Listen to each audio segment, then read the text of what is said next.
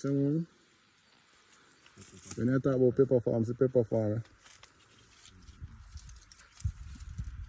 Nah, every day we can work about we work for people like this. If you don't work on that, we have to work on pepper farm. Or farm, any farm you want to work on. I can imagine them like some with pepper.